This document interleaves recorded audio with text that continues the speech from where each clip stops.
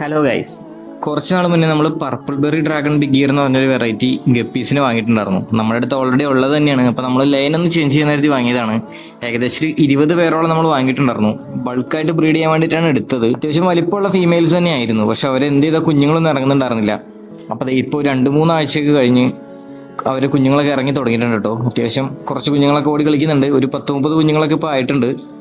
അപ്പം നമ്മളെന്തായാലും അവരെ ഇപ്പോൾ പിടിച്ച് മാറ്റുന്നില്ല. അവർക്കൊക്കെ നമ്മൾ ഫീഡ് ചെയ്യാനായിട്ട് വന്നതാണ് കേട്ടോ. അപ്പോൾ ആർട്ടിമിയാണ് ഫീഡ് ചെയ്ത് കൊടുക്കുന്നത്. ഇത് നമ്മുടെ പർപ്പിൾ ബെറിയുടെ മുന്നത്തെ ബാച്ചിലെ, അതായത് പഴയ ലൈനിൽ നിന്ന് ഇറങ്ങിയ കുറച്ച് കുഞ്ഞുങ്ങളാണ് കേട്ടോ. കുറച്ചധികം കുഞ്ഞുങ്ങളുണ്ട്. അപ്പോൾ നമ്മൾ ഈ ലൈനിൽ നിന്ന് ചേഞ്ച് ചെയ്ത് തരുന്നു. അപ്പോൾ പുതിയ ബാച്ചിലെ കുഞ്ഞുങ്ങളെയാണ് നിങ്ങളിപ്പോൾ കണ്ടത്. ഇത് മുന്നത്തെ ബാച്ചിലുള്ളതാണ്. അപ്പോൾ ഇവരും അത്യാവശ്യം നല്ല ക്വാളിറ്റി ഉണ്ട് കേട്ടോ. ഞാൻ ആദ്യം വിചാരിച്ചത് ഇവരുടെ ക്വാളിറ്റി ഒക്കെ പോയെന്നാണ്.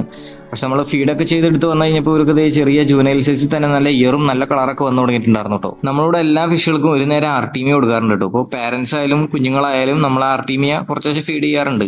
പാരൻസിന് നമ്മൾ ആർട്ടീമിയ മാത്രമല്ല, അതുപോലെ തന്നെ പെല്ലറ്റ് ഫീഡും കൊടുക്കാറുണ്ട്. ഇത് നമ്മുടെ ബ്ലോൺ കോയി ഷോർട്ട് ബോഡി എന്ന് പറഞ്ഞ വെറൈറ്റി ആണ് കേട്ടോ.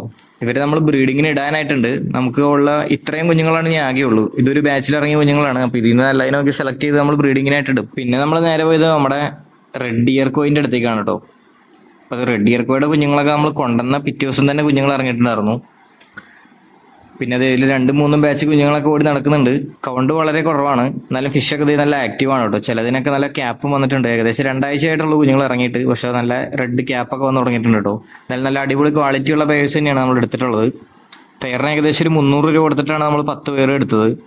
അതും ഇതുപോലെ ബൾക്ക് ബ്രീഡ് ചെയ്യാൻ വേണ്ടിയിട്ടാണ്. പെട്ടെന്ന് തന്നെ കുഞ്ഞുങ്ങളുടെ കൗണ്ടും നല്ല അത്യാവശ്യം കിട്ടാൻ വേണ്ടിയിട്ടാണ് നമ്മൾ ബൾക്കായിട്ട് ബ്രീഡിങ്ങിന് എടുത്തത്. പിന്നെ നമ്മൾ കഴിഞ്ഞ വീഡിയോയിൽ പറഞ്ഞിട്ടുണ്ടായിരുന്നു കേട്ടോ, വെസ്റ്റ് ബംഗാളിലേക്ക് ഒരു കൊറിയർ സക്സസ് ആയി എത്താണെന്നുണ്ടെങ്കിൽ 10 പേര് HB റെഡ് റോസിന് ഗിവ് അവേ തരാന്നുള്ളത്. ഓൾമോസ്റ്റ് എല്ലാം തന്നെ ഡെഡായി പോയിട്ടുണ്ടായിരുന്നു കേട്ടോ. അപ്പോൾ നമ്മൾ ഡെഡ് ആയതുകൊണ്ട് 5 പേരാണ് ഗിവ് അവേ ആയിട്ട് ഇടുന്നത്. ഗിവ് അവേയുടെ വീഡിയോ, അതായത് റിസൾട്ട് അടുത്ത വീഡിയോ ആയിട്ട് നമ്മൾ ഇടുന്നതായിരിക്കും. ആ വീഡിയോന്റെ ലിങ്ക് ഞാൻ താഴെ കൊടുത്തിട്ടുണ്ട്. എല്ലാവരും ഒന്ന് പങ്കെടുക്കാം. അപ്പോൾ അടുത്ത വീഡിയോയിൽ കാണാം. Tata bye.